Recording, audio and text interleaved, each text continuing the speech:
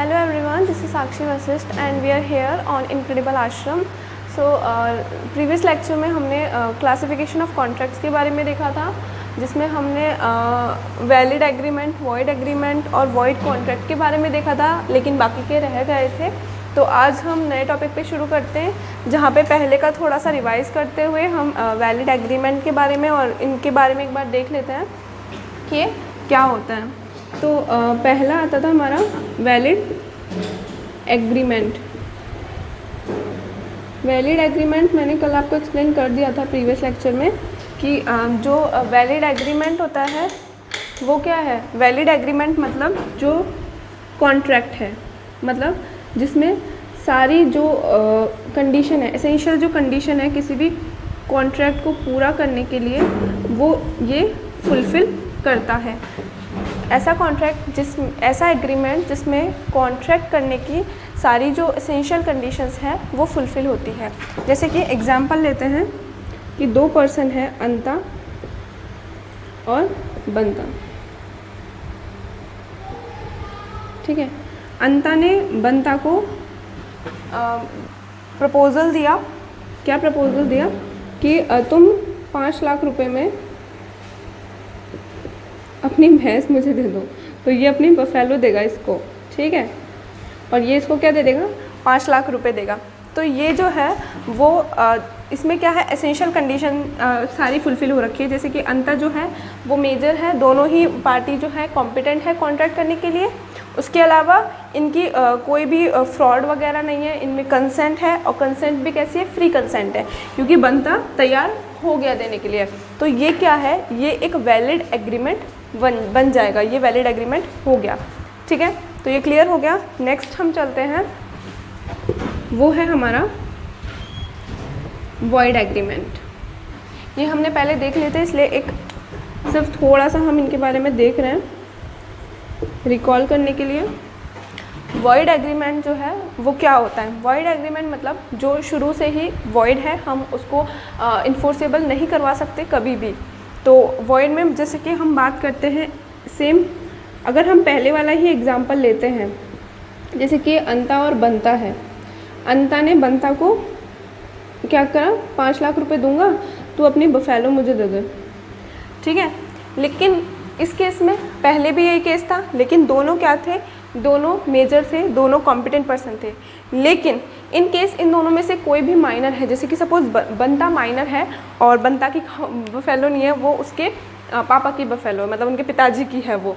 तो इस केस में क्या होगा कि उसके पास राइट नहीं है कॉन्ट्रैक्ट करने का, लेकिन फिर भी वो कॉन्ट्रैक्ट में पढ़ रहे हैं।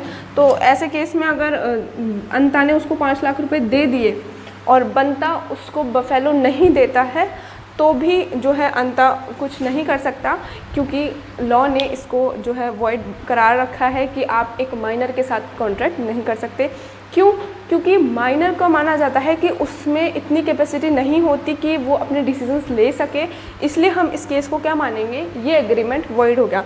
सेम एग्जांपल, बट एक कंडीशन चेंज होने के साथ। कंडीशन क्या थी कि वो है इनकम्पिटेंट पर्सन है। ये कंडीशन चेंज होने के साथ ही जो ये एग्रीमेंट है वो क्या हो गया, वॉइड हो गया। तीसरे की हम बात करते हैं, तो तीसरा आता है हमारा वॉइड कॉन्ट्रैक्ट। तीसरा कौन सा आता है हमारा, वॉइड कॉन्ट्रैक्ट। ओके, अब ये वॉइड कॉन्ट्रैक्ट क्या होता है।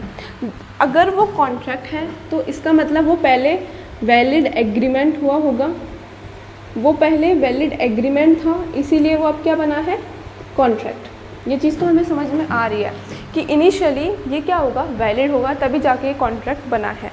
लेकिन अब वो वॉइड है, तो ऐसा क्यों हुआ, क्या वो वॉइड है। तो हम इसे अपने एक एग्जांपल से समझते हैं, जिससे अच्छे से समझ में आ जाएगा हमें।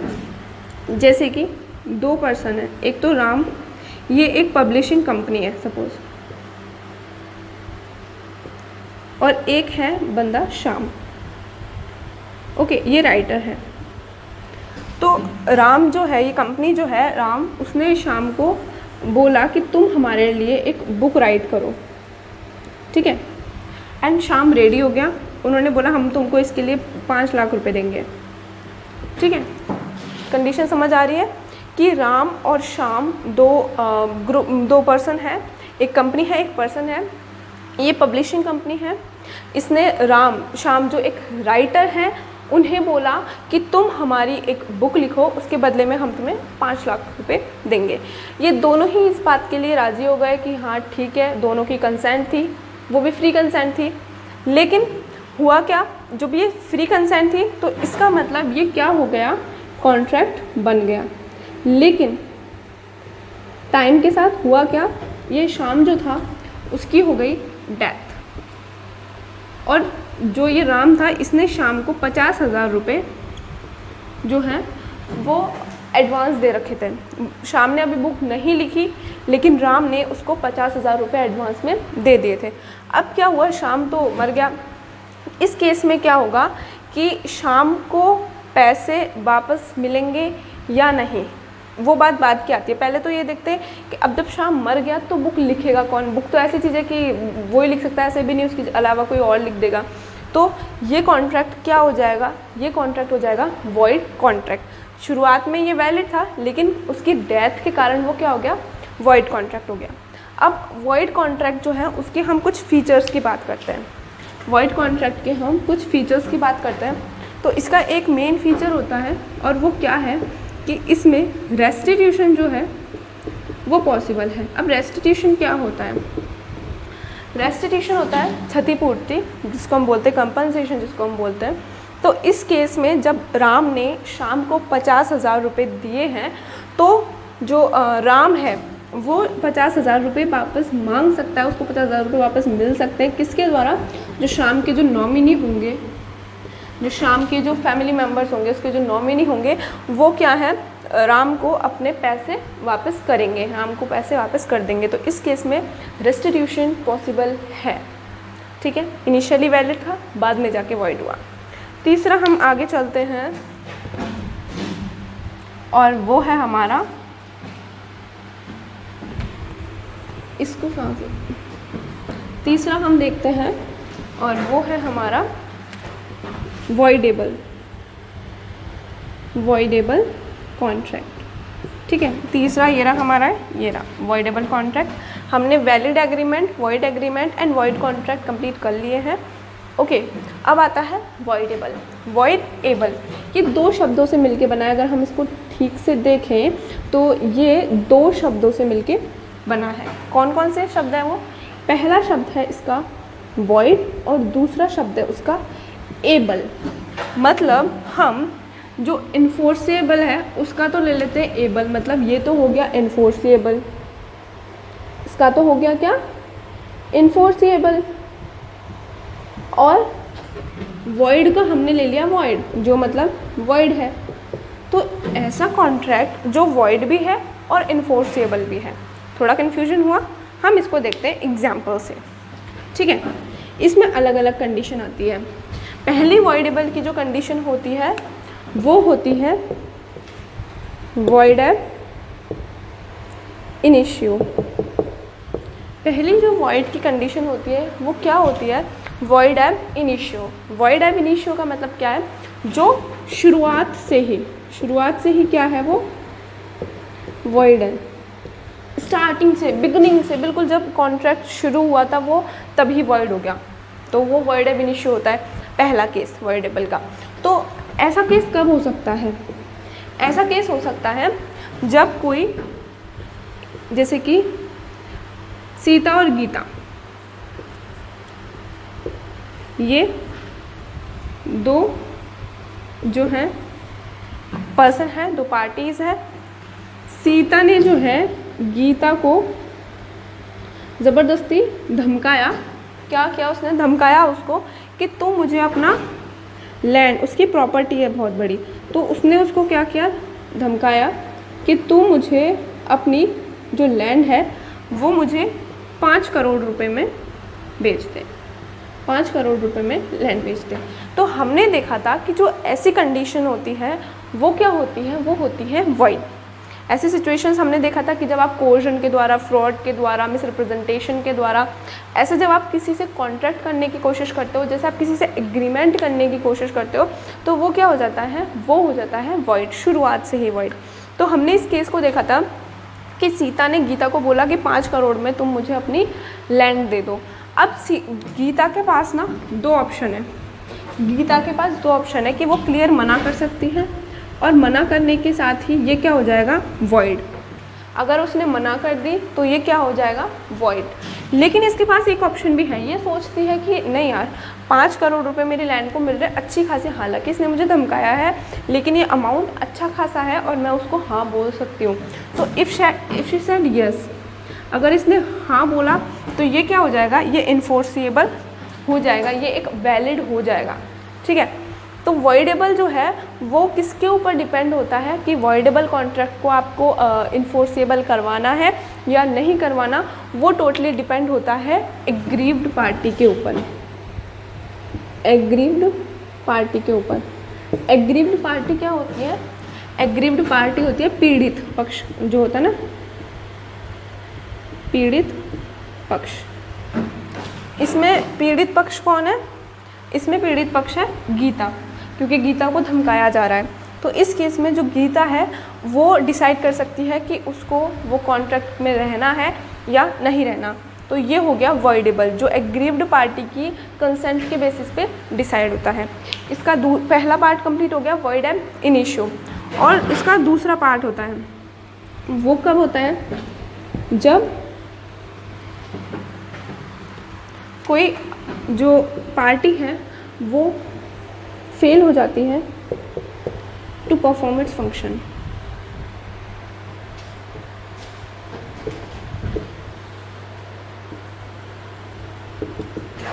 जब कोई पार्टी जो है परफॉर्म करने में फेल हो जाती है।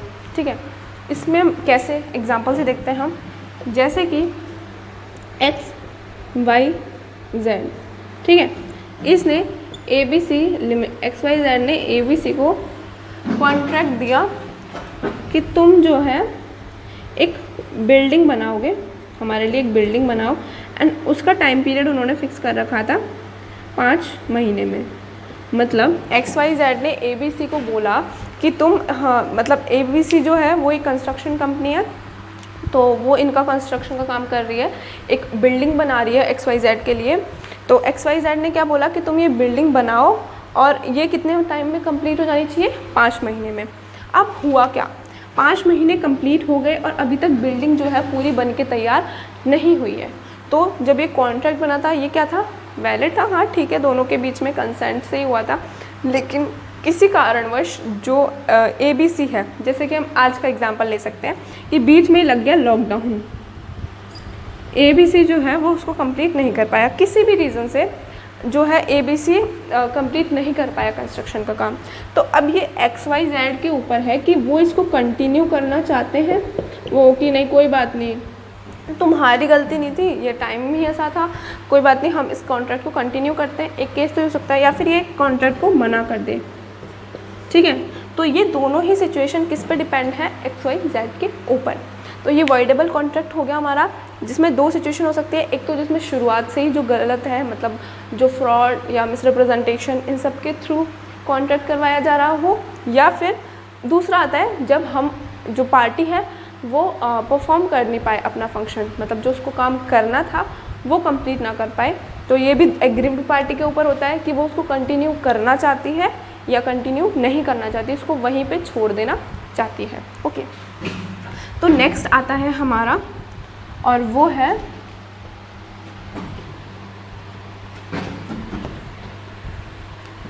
नेक्स्ट है हमारा इल्लीगल। इल्लीगल आने से पहले हम एक बार जो है डिफरेंशिएशन देख लेते हैं किसके बीच में। हमने अभी तक ये जो पढ़े थे वैलिड और जो वॉइड कॉन्ट्रैक्ट हमने पढ़े थे, वैलिड एग्रीमेंट या वॉइड कॉन्ट्रैक्ट, वॉइड एग्रीमेंट और वॉइड कॉन्ट्रैक्ट जो हमने पढ़े थे, इनके बीच में हम डिफरेंशिएशन देख लेते हैं। ठीक है, void agreement and void contract. ठीक है, तो वॉइड एग्रीमेंट जो है वो क्या है, पहली बात तो इनकी डेफिनेशन। ठीक है, तो वॉइड एग्रीमेंट क्या होते हैं, वो एग्रीमेंट जो लॉ के द्वारा इन्फोर्सेबल नहीं होते। तो नॉट इन्फोर्सेबल बाय लॉ, जो लॉ की नज़रों में बिल्कुल गलत है, वो होते हैं हमारे वॉइड एग्रीमेंट, जो लॉ की नज़रों में पूरी तरीके से गलत हो। दूसरा आता है इसमें वॉइड कॉन्ट्रैक्ट में, ये क्या है, इनिशियली जो वैलिड हो but due to some circumstances वो क्या हो जाए, वॉइड हो जाए। ठीक है, पहले तो वैलिड थे, बाद में वॉइड हो गए, वो होते हैं वॉइड कॉन्ट्रैक्ट। डेफिनेशन हो गई। नेक्स्ट हम चलते हैं कि ये वॉइड कब होते हैं।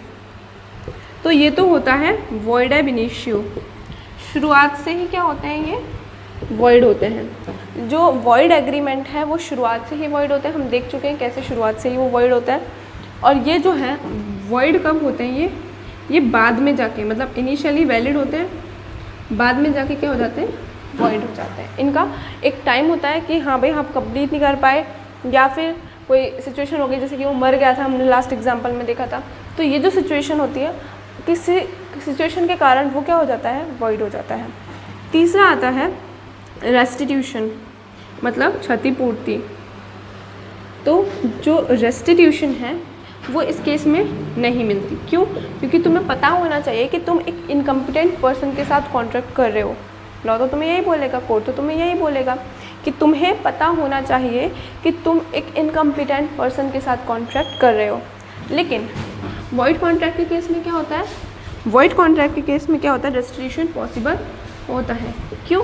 क्योंकि हमने एग्जाम्पल में ही देख लिया था ये तो, कि इस केस में जो है वॉइड कॉन्ट्रैक्ट के केस में जो है रेस्टिट्यूशन पॉसिबल था। जैसे कि उसकी डेथ हो गई थी, लेकिन उसके बाद भी उसको जो अमाउंट है, जो पैसा है, वो वापस मिला था। इसलिए हम इसको क्या बोलेंगे, इसमें रेस्टिट्यूशन पॉसिबल है। उसके अलावा जो वॉइड एग्रीमेंट है उसका डिस्क्रिप्शन जो है लॉ में दे रखा है, मतलब जो कॉन्ट्रैक्ट एक्ट है उसमें डिस्क्रिप्शन दे रखा है। डिस्क्रिप्शन कैसे दे रखा है, उसमें दे रखा है कि अगर आप इनकम्पिटेंट है कॉन्ट्रैक्ट करने के लिए तो आप उसके साथ अगर आप कॉन्ट्रैक्ट कर रहे हो तो वो वॉइड होगा।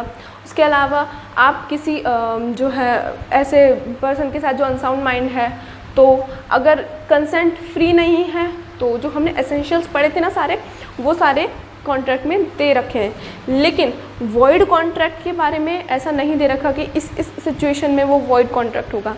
ये सिर्फ कोर्ट ने जो डिसीजन दिए ना उसके बेसिस पर डिसाइड होता है कि ये कॉन्ट्रैक्ट वॉइड है या नहीं। ठीक है, उसके बाद हम हमारे नेक्स्ट टॉपिक पे आते हैं, and that is illegal agreement.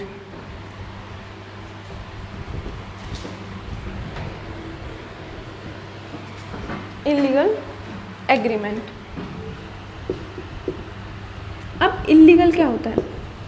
Illegal मतलब जो कानून ने कह दिया, वॉइड मतलब तो हुआ कि आप ठीक है, आपको पता नहीं था कि वो गलत हो रहा है, आपको पता नहीं था वो माइनर है, पर माइनर के साथ कॉन्ट्रैक्ट करना गलत तो हो सकता है, लेकिन वो कानून के खिलाफ इल्लीगल नहीं बोल सकते हम कि आप उसके लिए हम उसको पनिशमेंट ही दे दें। ठीक है, तो इल्लीगल क्या होता है, पहले ये देखें, जो लॉ ने प्रोहिबिट कर रखा है, कॉन्ट्रैक्ट ने भी प्रोहिबिट कर रखा है, कॉन्ट्रैक्ट एक्ट ने, और कोई सा भी अपने देश का कोई सा भी कानून हो उसने उसको मना कर रखा है। ठीक है, या फिर वो किसी कानून की जो है किसी कानून में कोई चीज़ें लिखी हुई है उसके अगेंस्ट हो, अगेंस्ट एनी लॉ, किसी लॉ के अगेंस्ट हो, या फिर वो किसी क्या बोलते हैं उसको, जो हमारी एनिमी कंट्री है उसके साथ हो, उसके साथ ऐसा कोई रिलेशन क्रिएट कर रहा हो। तो ये सारे ही केसेस में जो एग्रीमेंट है वो क्या कहला जाएगा, इल्लीगल कहला जाएगा। जो कॉन्ट्रैक्ट है वो क्या कहलाया जाएगा, इल्लीगल। या फिर लॉ ने मना कर रखी है, या फिर वो लॉ के अगेंस्ट है, या फिर किसी एनिमी कंट्री के साथ है, ये सारी ही केसेस में वो इल्लीगल कहलाया जाएगा। इसका हम एक एग्जांपल लेते हैं, जैसे कि दो पर्सन है, अंता और बंता। ठीक है, ये दो पार्टीज़ हैं। ये दोनों पार्टीज़ ने सोचा कि चलो भाई हम कुछ काम करते हैं, और इन्होंने शुरू कर दिया ड्रग्स का काम।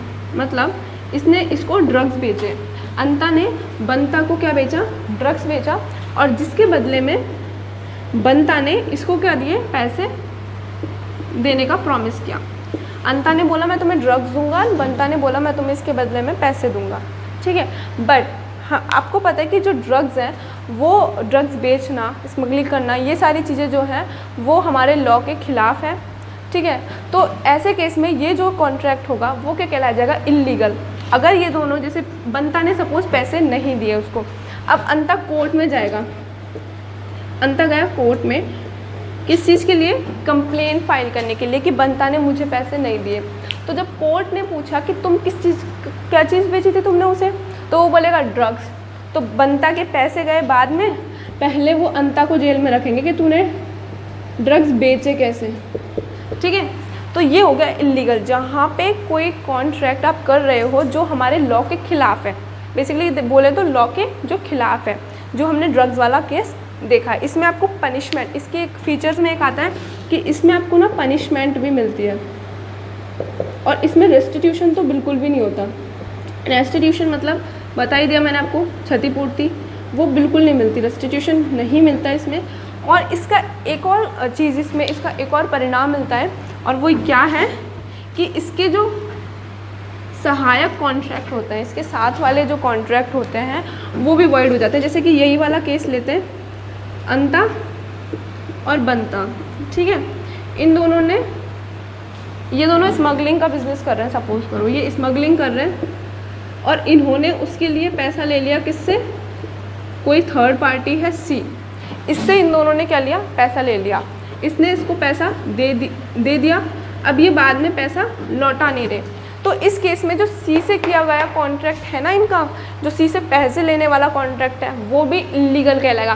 क्यों? क्योंकि कोर्ट बोलेगी कि तुम्हें पता था कि वो स्मगलिंग करने वाले हैं, तुमने उन्हें पैसा दिया ही क्यों, और वो सी के अगेंस्ट भी जो है केस हो जाएगा, और उसके अगेंस्ट भी जो प्रोसीजर है, लॉ प्रोसीजर्स, वो चलाई जाएंगी। तो ये केस समझ में आ गया। इल्लीगल के दो कंडीशन हमने बताई कि एक तो जो इल्लीगल कॉन्ट्रैक्ट खुद कर रहे हैं वो इल्लीगल है, उसके साथ साथ किए जाने वाला कॉन्ट्रैक्ट भी इल्लीगल होता है। जैसे कि ये वाला जो उसका सहायक था, जिसने उसमें एक तरीके से फंड दिया था, तो ये भी क्या है, इल्लीगल है। अब क्या है कि हमारे दिमाग में एक क्वेश्चन आता है कि जब ये भी वॉइड है, वॉइड तो खुद वॉइड है ही, तो इन दोनों में डिफरेंस क्या है, कि कोई तो डिफरेंस होगा ना कि ये वॉइड और इल्लीगल में। तो हम अब उसकी बात करते हैं कि इन दोनों में डिफरेंस क्या है।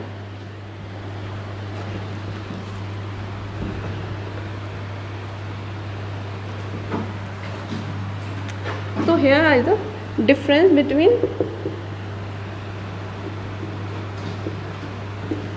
illegal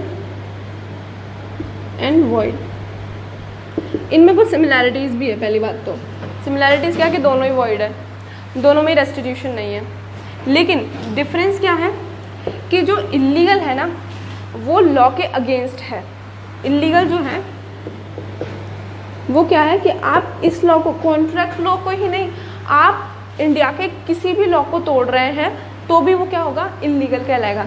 जबकि वॉइड में क्या है, वॉइड में है कि जो कॉन्ट्रैक्ट एक्ट में कुछ स्पेसिफिक चीज़ें दे रखी हैं उसको आप फॉलो नहीं कर रहे हो तो वो क्या है, वॉइड। इसमें तो चाहे इंडिया का कोई भी कॉन्ट्रैक्ट, कोई भी, क्योंकि ड्रग्स के बारे में, स्मगलिंग के बारे में ये कोई कॉन्ट्रैक्ट का लॉ तो है नहीं, ये तो हमारे जो है नॉर्मल लॉ में है। तो ये जो चीज़ें हैं वो भी क्या है, इसके अंदर आएगी। लेकिन वॉइड कॉन्ट्रैक्ट के, वॉइड एग्रीमेंट के अंदर जो है सिर्फ वो चीज़ें आएंगी जो कॉन्ट्रैक्ट एक्ट ने इसको वॉइड करार रखी है। दूसरी चीज़ जो आती है इसमें वो क्या आती है, दूसरी चीज़ ये आती है कि इस दोनों में ही रेस्टिट्यूशन पॉसिबल नहीं है, ये तो क्लियर हो गया। इसमें आपको पनिशमेंट भी मिल सकती है। इसमें तो आपको ये बोलेंगे, जैसे कि वॉइड वाले केस में अगर आप कोर्ट में गए तो आपको ये बोला जाएगा कि आपको रेस्टिट्यूशन नहीं मिलेगा। क्यों? क्योंकि आपने एक माइनर के साथ कॉन्ट्रैक्ट किया। लेकिन इसके लिए आपको जेल तो नहीं हो जाएगी ना कि माइनर के साथ कॉन्ट्रैक्ट क्यों किया, नहीं, इसके लिए जेल तो नहीं होगी हमें, लेकिन इसमें जेल भी हो सकती है कि तुमने ड्रग्स का बिजनेस क्यों किया, ठीक है। उसके बाद आता है कि सारे जो इल्लीगल एग्रीमेंट है, सारे जो इल्लीगल एग्रीमेंट है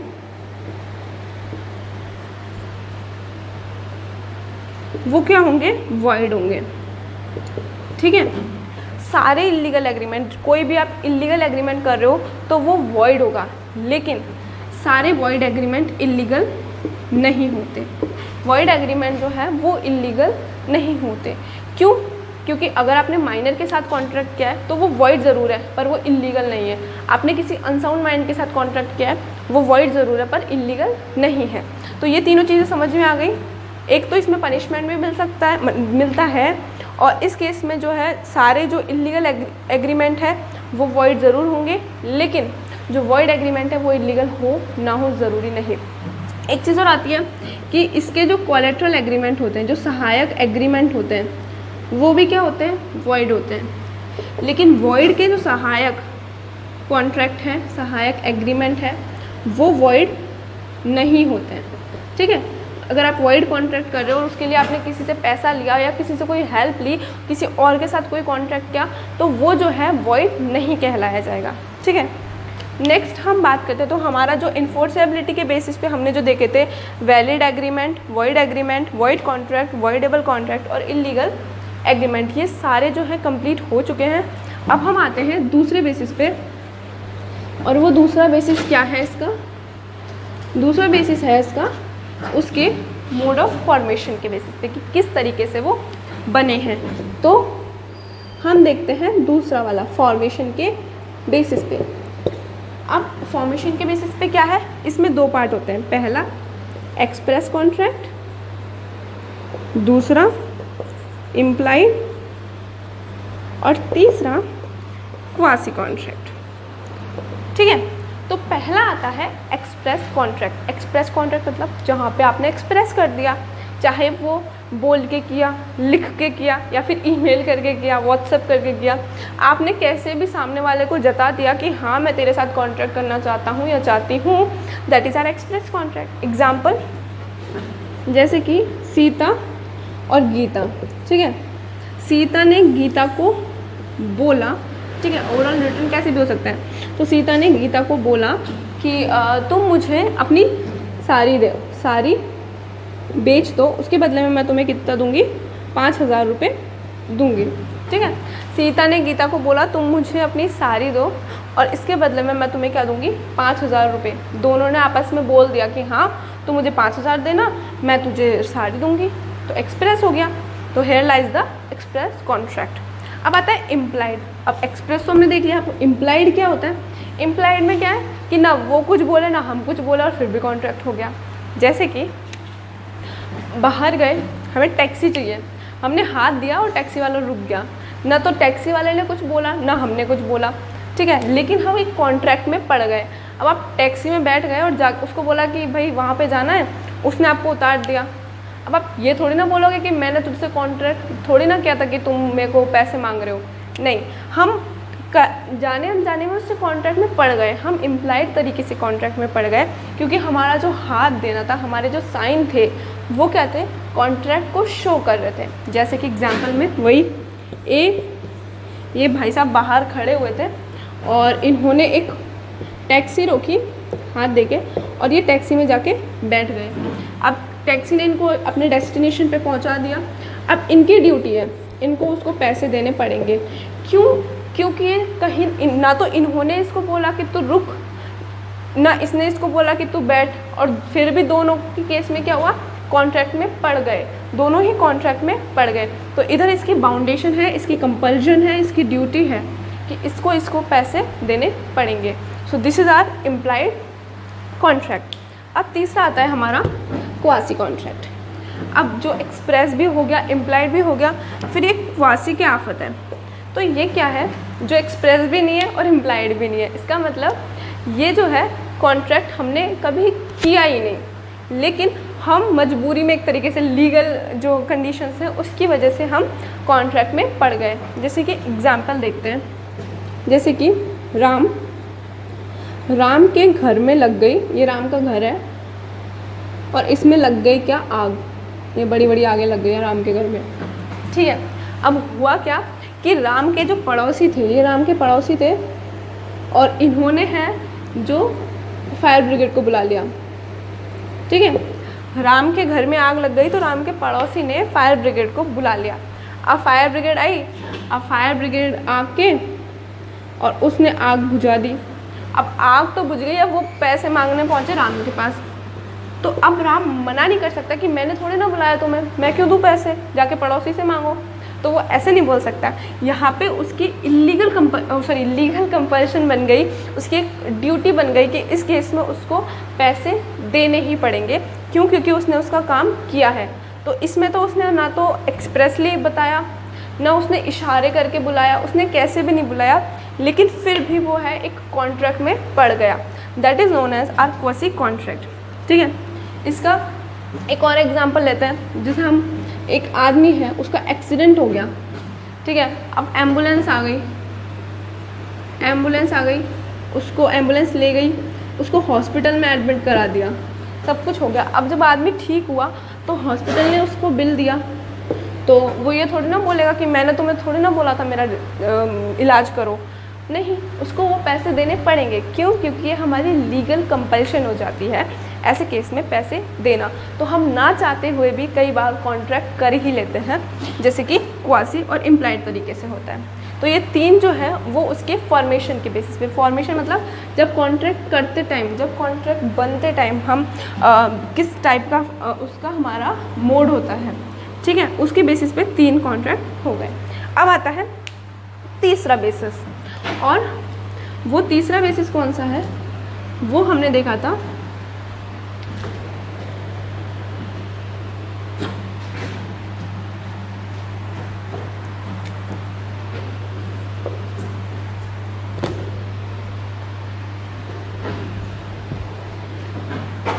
तो तीसरा फॉर्म जो आता है उसका, अब हम वो देखते हैं, और वो होता है किसके बेसिस पे?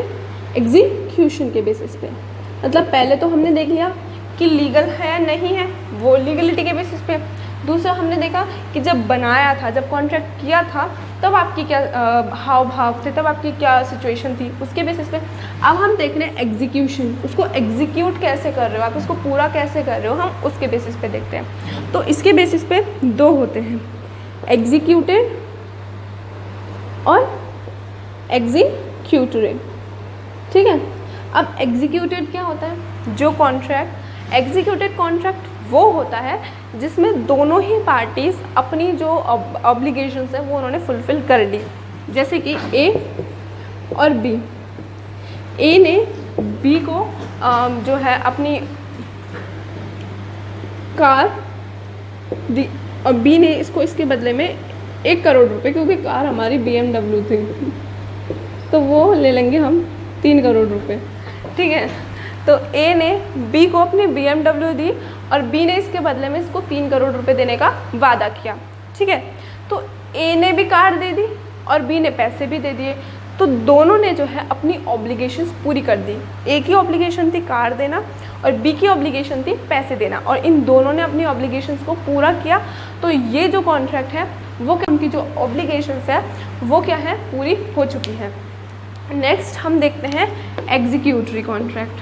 ठीक है, एग्जीक्यूटरी क्या हुआ? अब इसमें होता है कि या तो एक पार्टी या दोनों ही पार्टी, उन्होंने अपनी ऑब्लिगेशंस को पूरा नहीं किया। जैसे कि ए, तो ए ने तो कार दे दी लेकिन बी ने इसको पैसे नहीं दिए, अभी बी के पैसे देना बाकी है, तो इसको हम बोलेंगे इसका एग्जीक्यूटरी कॉन्ट्रैक्ट। ठीक है, एग्जीक्यूटरी जिसमें दोनों के ऑब्लिगेशंस खत्म हो गई हैं, एग्जीक्यूटरी जो अभी पूरा नहीं हुआ है, जिसका कंप्लीट होना अभी बाकी है। हम बात करें एग्जीक्यूशन के बेसिस पे, तो एग्जीक्यूशन को एक और तरीके से एग्जीक्यूशन का पार्ट करते हैं हम। मतलब एग्जीक्यूशन में हमने एक तो इस तरीके से डिवाइड कर दिया, एग्जीक्यूटेड और एग्जीक्यूटरी, और इसका एक और तरीका होता है, और वो तरीका होता है उसका यूनिलैटरल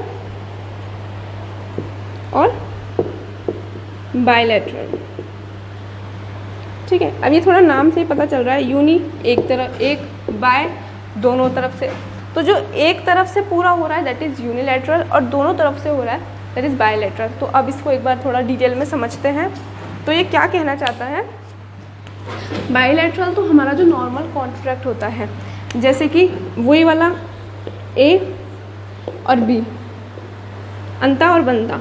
अंता ने इसको 5 लाख रुपए देने को बोला और बंता ने बोला कि मैं तुम्हें अपनी बफेलो दे दूंगा। ठीक है, तो अंता ने क्या बोला बंता को कि पहले तू मुझे 5 लाख रुपए दे जब मैं तुझे अपनी भैंस दूंगा।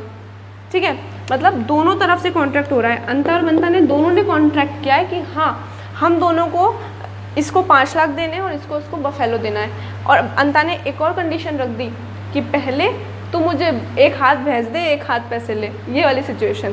तो ये क्या हो गया बायलैटरल कॉन्ट्रैक्ट। और दूसरा आता है हमारा यूनिलैटरल कॉन्ट्रैक्ट। यूनिलैटरल कॉन्ट्रैक्ट क्या होता है जिसमें एक्चुअली कंडीशन कॉन्ट्रैक्ट आप बाद में करते हैं। जैसे कि एक है एंटोनी, ठीक है, इसका डॉग जो है, इसका कुत्ता जो है वो खो गया। तो एक पर्सन है एंटोनी जिनका कुत्ता खो गया। अब हुआ क्या, इन्होंने एडवर्टाइज़ कर दिया कि जो भी मेरे कुत्ते को ढूंढेगा उसको मैं 5,000 रुपये दूंगा। ठीक है, तो इन्होंने क्या बोला कि जो भी मेरे कुत्ते को ढूंढेगा मैं उसको क्या दूंगा 5,000 रुपये दूंगा। ठीक है भाई, बोल दिया इन्होंने। अब ये 5,000 रुपये कब देंगे, ये प्रॉमिस सिर्फ इनकी तरफ से है। उधर की पार्टी तो पता भी नहीं इनको कि उधर की पार्टी है कौन, और उधर की पार्टी ने कोई प्रॉमिस भी नहीं किया। ढूंढ मिल जाए तो दे देंगे, नहीं मिलेगा तो नहीं देंगे। तो इनका प्रॉमिस पूरा कब होगा, ये इनका प्रॉमिस क्या है कि पहले तुम मुझे कुत्ता दो, मतलब मेरा कुत्ता मिलेगा ना तो ही मैं तुम्हें पैसे दूंगा। तो ये होता है यूनिलैटरल, जो एक तरफ से हुआ, ये सिर्फ इनकी तरफ से ही हुआ। दूसरी पार्टी का तो हमें अता पता ही नहीं है कि दूसरी पार्टी है कौन। ठीक है, तो here lies the bilateral and unilateral. तो हमने क्या देखा, आज हमने 3 बेसिस पे जो है क्लासिफिकेशन देखा था। एक लीगलिटी के बेसिस पे जिसमें आए थे हमारे void contract, void agreement, valid agreement, voidable, unenforceable और इलीगल। ठीक है, जो हमने डिटेल में देख लिए थे। उसके बाद सेकेंड फॉर्म आया था और वो था हमारा फॉर्मेशन के बेसिस पे, जिसमें थे एक्सप्रेस जो आप क्लियरली एक्सप्रेस कर रहे हो, इम्प्लाइड जो आप कुछ साइंस के द्वारा कर रहे हो, और एक होता है क्वासी कॉन्ट्रैक्ट जो एक लीगल कंपल्शन के द्वारा आप उस कॉन्ट्रैक्ट में पड़ गए, ना आप कॉन्ट्रैक्ट में पढ़ना चाहते थे लेकिन पड़ गए। ठीक है, और तीसरा आता है आपका एग्जीक्यूशन के बेसिस पे। और एग्जीक्यूशन के बेसिस पे जो है ये डिवाइड होता है 2 तरीके से। एक तो आ गया हमारा एग्जीक्यूटेड और एग्जीक्यूटरी, मतलब एक जिसमें दोनों की ऑब्लिगेशंस पूरी हो चुकी हैं और एग्जीक्यूटरी में ऑब्लिगेशंस जो है अभी कहीं ना कहीं पूरी होना बाकी है। वेल यूनिलैटरल और बायलैटरल ये दूसरा तरीका होता है। यूनिलैटरल मतलब जहाँ पे एक तरफ से आपने कॉन्ट्रैक्ट किया, एक पार्टी का पता है दूसरी पार्टी का भी पता नहीं है, और ये डिपेंड होता है किसके ऊपर, दूसरी पार्टी के ऊपर, कि अगर वो उसका काम करेगा तो ही वो उसको पैसा देगा।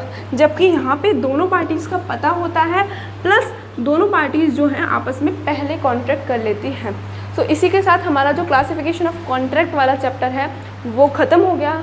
आई होप आपको समझ में आया होगा, और अगर नहीं कोई डाउट है आपको तो आप उसको कमेंट बॉक्स में लिख सकते हैं।